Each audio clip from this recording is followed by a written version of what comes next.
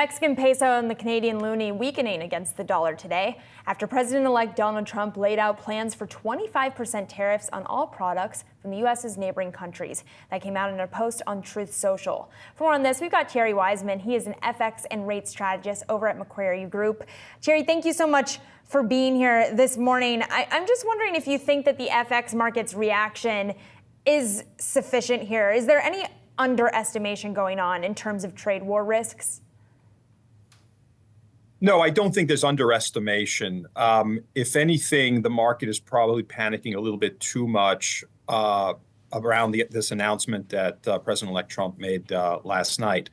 Although he threatened to slap tariffs on Canada and Mexico on day one, I suspect that that's not really his intention. This is ultimately a game of chicken.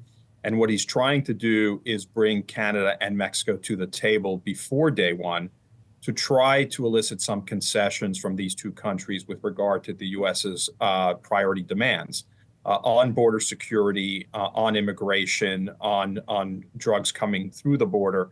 I think by threatening, what he effectively gets is a willingness on the part of these countries to negotiate with the transistor team ahead of day one, so that when we get to day one, he can make a case that he's already starting to see some progress from these countries and their willingness to cooperate, and therefore won't need to put on those tariffs. So the threats are not intended to be ineffective; they're intended to be effective.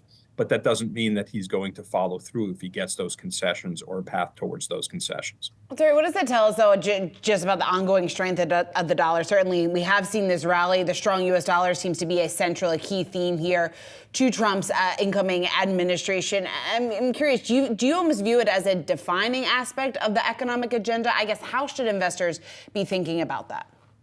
Well, there's certainly an aspect of Trump's economic agenda that I think is different now than it was in the first Trump administration, i.e. 2.0 is different than 1.0 with respect to the dollar. I think in Trump 1.0, there was definitely a view that the dollar should weaken. And that was intended to promote U.S. competitiveness vis-a-vis our trade partners and to promote U.S. job creation.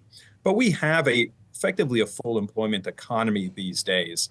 And I think that the reason that that Trump 2.0 has shifted on this basis and is now an advocate of a strong dollar is because I think they realize that the inflationary implications on tariffs, specifically on China, will work to the detriment of the U.S. consumer unless the dollar strengthens sufficiently to offset the inflationary implications for the U.S. consumer, and inflation as a result of a strong dollar is not going to be as strong. So, there is a shift. It is no longer an advocacy for a weak dollar. It seems to be more an advocacy for a strong dollar. Scott Bessent, the incoming Treasury Secretary, seems to have gotten on board on that view as well, if you read his recent interview. And on that basis, there is a reason to believe that the dollar will stay strong over and above the other things that are driving the dollar stronger, including hawkish or more hawkish Federal Reserve policy. So we're of the view that even if the dollar does not strengthen from here, it's likely to just stay where it is and stay strong throughout the next few months. All right, Thierry Wizman, we wish we had more time. We'll have to have you back soon. Macquarie Group's FX and rates strategist. Thanks so much.